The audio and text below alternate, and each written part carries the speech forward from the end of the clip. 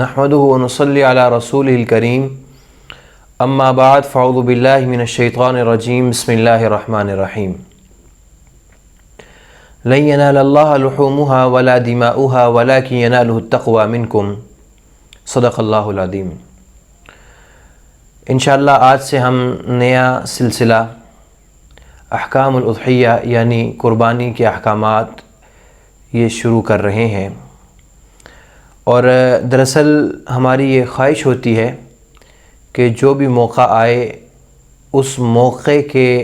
اعتبار سے، اس موقع کی مناسبت سے جو ہمیں دینی احکامات ہیں وہ آپ تک پہنچائے جائیں، تاکہ موقع کا دین ہمارے لیے سیکھنا آسان ہو۔ اور زندگی ایسی بنتی ہے کہ مواقع پر انسان احکامات اللہ تعالیٰ ہمیں کیا دے رہے ہیں، اگر انسان یہ سیکھ لے تو آہستہ آہستہ ساری زندگی اس کی اسلامی شریعت مطہرہ کے مطابق، اسلامی طرز عمل کے مطابق ڈھل جاتی ہے۔ تو اسی مناسبت سے چونکہ عید الاضحیٰ قریب ہے، تو انشاءاللہ ہم یہ قربانی کے احکامات اور جو شرعی مسائل ہیں یہ سلسلہ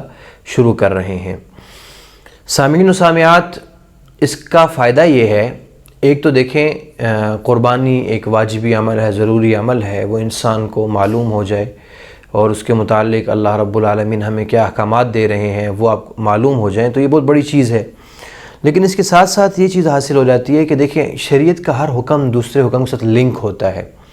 اب اگر کوئی بندہ قربانی کے احکامات سیکھتا ہے نا تو اس کو بہت سارے زکوٰۃ کے مسائل بھی سمجھ میں آ جاتے ہیں، کیونکہ زکوٰۃ جس شخص پہ زکوٰۃ واجب ہوتی ہے قربانی بھی اسی پر واجب ہوتی ہے، تو ایک چیز کے سیکھنے سے دوسری چیز بھی سیکھنا آسان ہو جاتا ہے۔ تو گزارش یہ ہے کہ اس کو آپ خوب اہتمام سے یہ جو روزانہ کا سبق ہے آپ اس کو سماعت فرمائیں، تاکہ قربانی کے احکامات کے ساتھ ساتھ ہمیں دوسرے احکامات بھی سمجھ میں آئیں، اور اصل مقصد یہ ہے کہ میرا رب اس وقت مجھ سے کیا چاہ رہا ہے یہ مجھے سمجھ میں آ جائے۔ دوبارہ رپیٹ کر رہا ہوں، میرا رب اس وقت مجھ سے کیا چاہ رہا ہے یہ چیز ہمیں سمجھ میں آ جائے، تو اس سے بڑھ کر اور کچھ بھی چیز نہیں ہے۔ تو اس کورس میں انشاءاللہ العزیز آپ حضرات اور خواتین انشاءاللہ ہم لوگ اس میں بہت ساری چیزیں سیکھیں گے۔ نمبر ایک، عشرہ ذی الحجہ کے جو مسائل ہیں اور اسی طرح اس کے جو فضائل ہیں، وہ قربانی کس پر واجب ہوتی ہے اور کس پر واجب نہیں ہوتی، یہ بڑا اہم ترین مسئلہ ہے، اس میں آپ سارا یہ انشاءاللہ سیکھیں گے۔ ایسے ہی جب ہم قربانی کا جانور خریدنے جاتے ہیں تو خریدنے سے پہلے کن کن چیزوں کا خیال رکھنا چاہیے، اور ایسے ہی جب ہم اس کو خرید رہے ہوں اس وقت شریعت ہمیں کیا حکم دیتی ہے، اس وقت کن کن چیزوں کا خیال رکھنا چاہیے۔ پھر جانور کس طرح کا ہونا چاہیے، جانور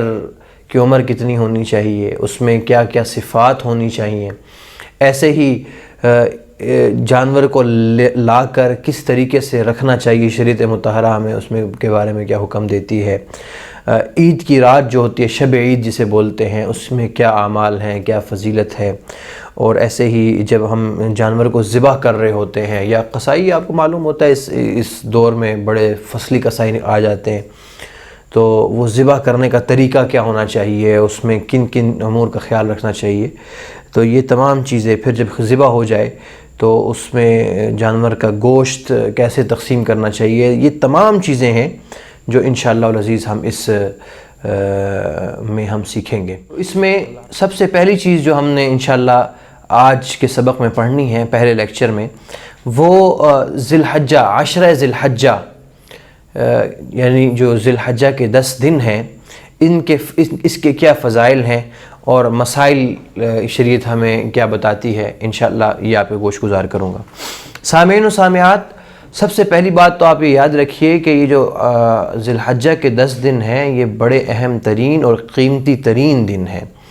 ان کے بارے میں قرآن حکیم میں اللہ رب العالمین نے باقاعدہ قسم اٹھا کر فرمایا، والفجر ولیال عشر والشفع والوتر، اور اکثر مفسرین اکرام فرماتے ہیں کہ یہ جو قسم اٹھائی اللہ رب العالمین نے اس میں یہ 11 راتوں کی اور 10 دنوں کی اور فجر کی والشفع والوتر جفت اور طاق، اس سے مراد عشرہ ذی الحجہ ہی ہے۔ اور اس کے علاوہ بہت سارے فضائل احادیث طیبہ میں رسول اللہ صلی اللہ علیہ وسلم نے بھی بیان فرمائے ہیں۔ ایک بھرمار ہے جو آپ علیہ السلام نے ان 10 دنوں کے متعلق جو ارشاد فرمائی ہے۔ سب سے پہلے جو صحیح البخاری کی روایت ہے، رسول اللہ صلی اللہ علیہ وسلم نے ارشاد فرمایا ما من ایام العمل الصالح فیہن احب الی اللہ من هذه الایام العشر، کہ دنوں میں اللہ نے جتنے بھی دن تخلیق کیے ہیں ان میں سے جو انسان عمل کرتا ہے ان دنوں میں سب سے زیادہ اللہ رب العالمین کو جو عمل محبوب ہوتے ہیں وہ اعمال ہوتے ہیں جو ان 10 دنوں میں کیے جائیں، اللہ رب العالمین کو یہ اعمال انتہائی محبوب ہوتے ہیں۔ اور ایسے ہی اس کے علاوہ رسول اللہ صلی اللہ علیہ وسلم نے ایک اور مقام پر آپ علیہ السلام ارشاد فرمایا، آپ علیہ السلام نے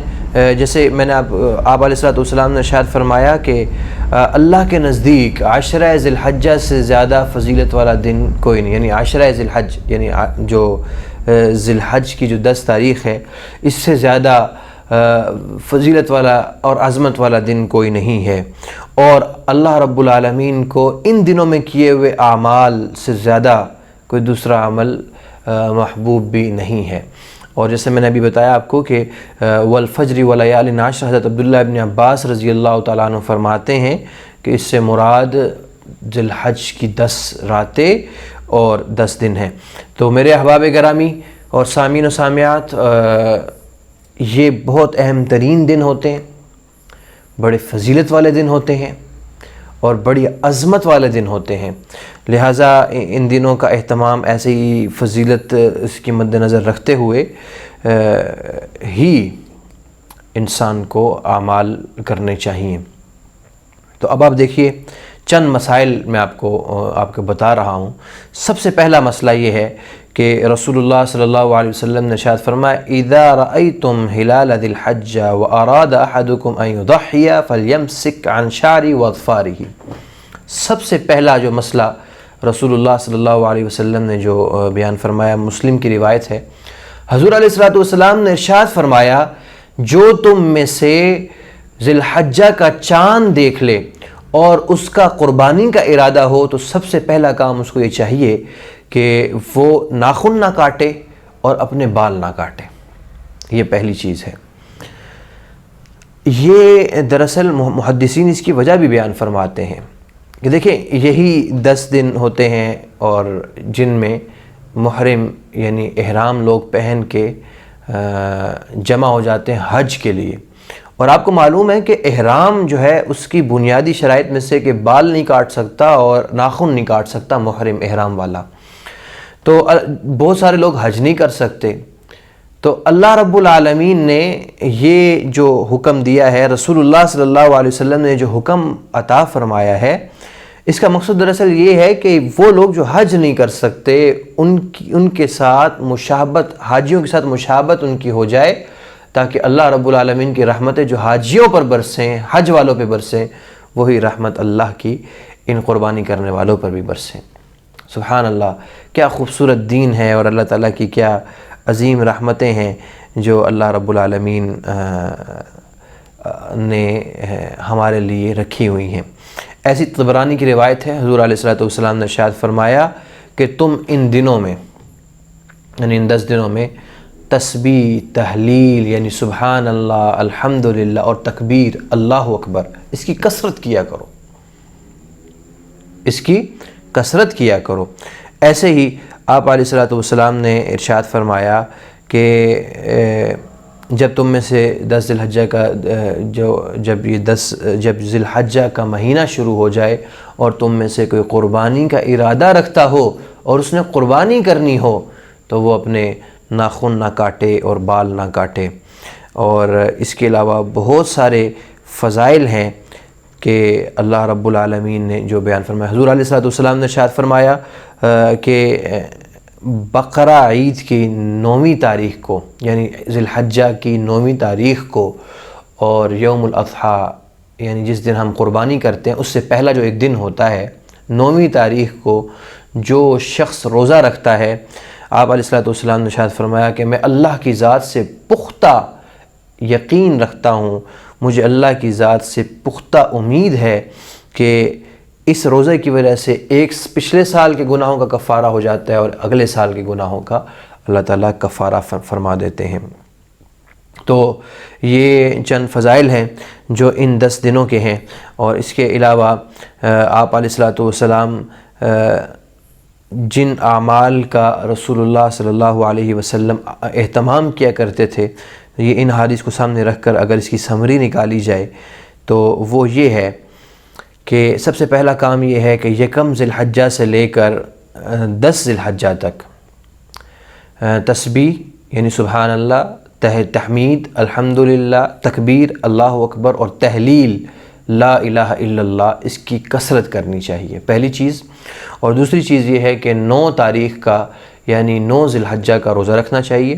تیسری چیز یہ ہے کہ راتوں کو عبادت میں گزارنا چاہیے۔ اور چوتھی چیز یہ ہے کہ جو شخص قربانی کا ارادہ رکھتا ہو اور وہ قربانی کرنا چاہ رہا ہو تو وہ اس کو چاہیے کہ وہ اپنے ناخن نہ کاٹے اور اپنے بال نہ کاٹے۔ اور جو چھٹی چیز ہے وہ تکبیر تشریق پڑھنا۔ اس کے متعلق میں آپ کو یہ بتا دوں کہ تکبیر تشریق کسے کہتے ہیں۔ تکبیر تشریق یہ بھی ایک حکم ہے جو انہی دنوں کے ساتھ خاص ہے۔ ذی الحجہ کی 9ویں تاریخ یعنی 9 ذی الحجہ کی فجر سے لے کر 13 ذی الحجہ کی عصر تک، 9 ذی الحجہ کی فجر سے لے کر 13 ذی الحجہ کی عصر تک ہر فرض نماز کے بعد مسلمان مرد اور مسلمان عورت پر کے لیے لازم ہے کہ وہ بلند آواز سے تکبیر کہے گا، جو بھی میں آپ کو بتاتا ہوں، لیکن اس میں یہ کہ مرد بلند آواز سے کہیں گے اور خواتین آہستہ آواز سے کہیں گی۔ اچھا، اب چاہے تو آپ اکیلے نماز پڑھ رہے ہیں یا جماعت کے ساتھ نماز پڑھ رہے ہیں یا امام ہیں یا مقتدی ہیں، کچھ بھی ہیں، آپ نے اونچی آواز سے مرد کے لیے اور آہستہ آواز سے خواتین کے لیے تکبیر تشریق پڑھنی ہے۔ اور اگر سلام کرنے کے بعد، سلام پھیرنے کے بعد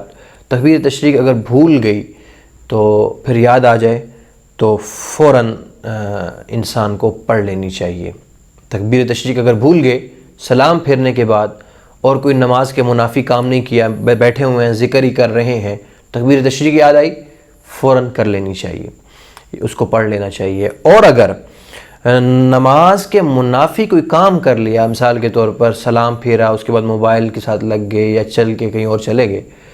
پھر یاد آیا اوہو تکبیر تشریق تو رہ گئی ہے، تو اس پر استغفار کرنا چاہیے، کیونکہ تکبیر تشریق کا پڑھنا یہ واجب ہے۔ تکبیر تشریق کا پڑھنا یہ واجب، اور تکبیر تشریق کیا ہے؟ اللہ اکبر، اللہ اکبر، لا الہ الا اللہ واللہ اکبر، اللہ اکبر وللہ الحمد، یہ تکبیر تشریق ہے، یہ یاد رکھیے گا۔ اللہ رب العالمین ہمیں عمل کرنے کی توفیق عطا فرمائے، ہم سے راضی ہو جائے، اور اللہ رب العالمین ہمیں اپنا قرب عطا فرمائے اور ان دنوں کو خصوصیت کے ساتھ گزارنے کی توفیق عطا فرمائے۔ وآخر دعوانا ان الحمد للہ رب العالمین۔